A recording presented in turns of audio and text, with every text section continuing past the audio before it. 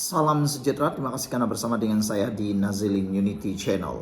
Ini satu lagi pendedahan paling menarik berkaitan dengan kemelut dalaman konflik dalaman dalam Perikatan Nasional. Rupa-rupanya tanpa diketahui ramai, cobaan PAS main kayu tiga. Dua-dua bercakaran di Perak. Wow, ini memang tajuk yang luar biasa. Dipetik daripada Harapan Daily. Pertembungan dalaman bersatu, cobaan PAS main kayu tiga, dua-dua bercakaran di Perak.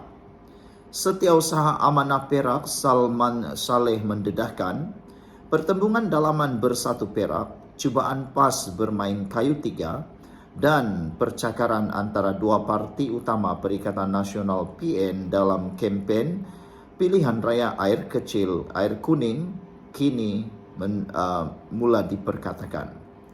Pertembungan dalaman yang dimaksudkan melibatkan Naib Presiden Bersatu Datuk Seri Ahmad Faizal Azumu yang lebih dikenali sebagai Peja dan Adun Sungai Manik Zainul Fadzi.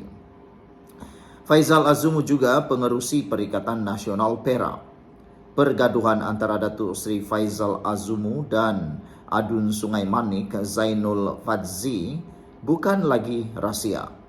Zainul melepaskan jawatan sebagai Setiausaha Bersatu Perak selepas berlaku perbalahan dengan Faizal, dan semalam secara terbuka melalui satu hantaran di Facebook menempelak seorang Mr. P yang secara umum difahami ditujukan kepada Faizal sendiri. Mungkin huruf P itu merujuk kepada Mr. Peja. Dalam hantaran tersebut, Zainul menyuarakan kekecewaan terhadap sikap tamak dan perebutan kuasa dalam partinya sendiri. Lebih memburukkan keadaan, hari ini Perikatan Nasional Perak (PN Perak) menghantar surat rasmi kepada Speaker Dewan Undangan Negeri DUN untuk menukar tempat duduk Zainul dalam Dewan. Ini bukan lagi kabar angin. Ia pengesahan rasmi bahawa krisis dalaman bersatu sedang berlaku secara terbuka dan memalukan.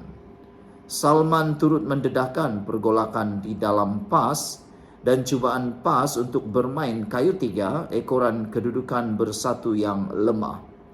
PAS juga bergolak dan tidak ada hala tuju di peringkat kepimpinan negeri. Razman Zakaria ketiga ini sedang digantung jawatan Pesuruhjaya PAS Perak kerana tindak taduk dan kenyataan fitnah yang mencetuskan ketegangan. Keputusan ini memeningkan ahli dan penyokong dan mencerminkan betapa PAS Perak kini dalam krisis keyakinan dan kepimpinan.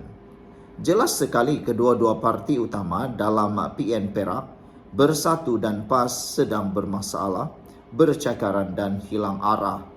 Dalam keadaan gabungan sendiri tidak stabil, bagaimana mereka mahu tampil ke hadapan untuk kononnya membawa kestabilan kepada rakyat air kuning? Lebih mengejutkan, dalam saat Bersatu runtuh, PAS pula ambil pendekatan lunak terhadap UMNO.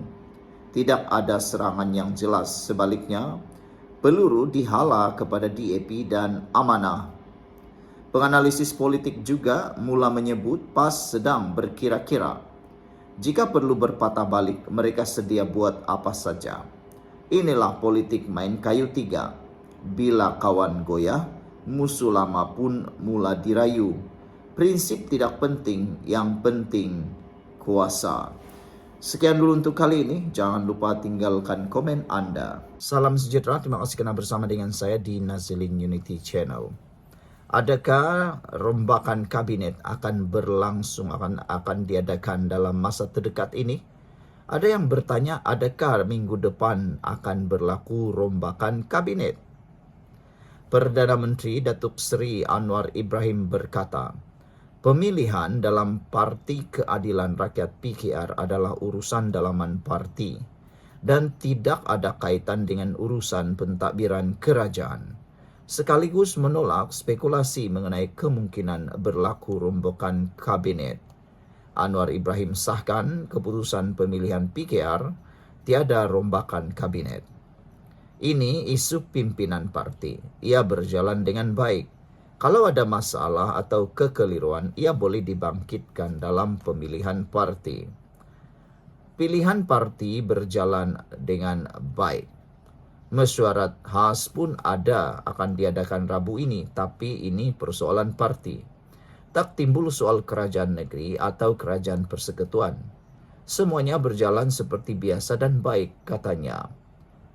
Beliau yang juga Presiden PKR berkata segala pertimbangan mengenai kedudukan dalam kabinet dibuat berdasarkan prestasi setiap anggota pentadbiran dan bukannya berasaskan percaturan politik.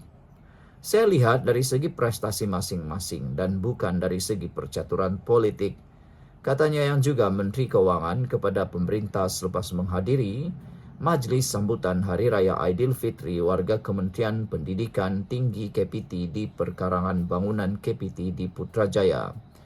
Turut hadir pada majlis itu adalah Menteri KPT Datuk Seri Dr. Zamri Abdul Kadir serta timbalannya Datuk Mustafa Sakmud, Ketua Setiausaha Negara Tan Sri Samsul Azri Abdul Bakar dan Ketua Pengarah Perkhidmatan Awam Tan Sri Wan Ahmad Dahlan Abdul Aziz.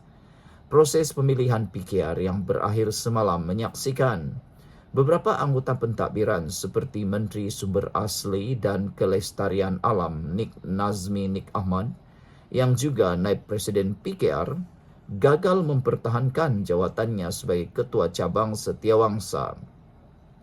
Beliau yang meraih 563 undi tewas kepada pengarah serta pelakon Datuk Avlin Sauki yang memperoleh 631 undi.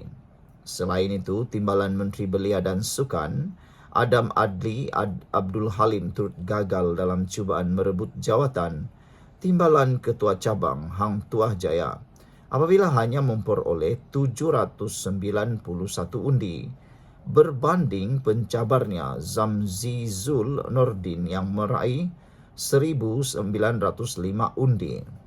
Semalam, Timbalan Menteri Peralihan Tenaga dan Transformasi Air Akmal Nasrullah Muhammad Nasir turut gagal mempertahankan jawatannya sebagai Ketua Cabang PKR Johor Bahru selepas tewas kepada Muhammad Taufik Ismail.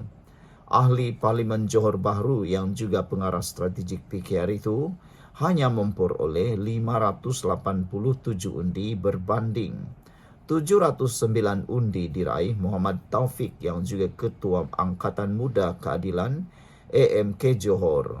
Saudara-saudara sekalian, kita sangatlah bersetuju dengan keputusan diumumkan oleh Anwar Ibrahim ini, yaitu tiada rombakan kabinet walaupun pemilihan PKR menunjukkan pelbagai drama yang mengejutkan.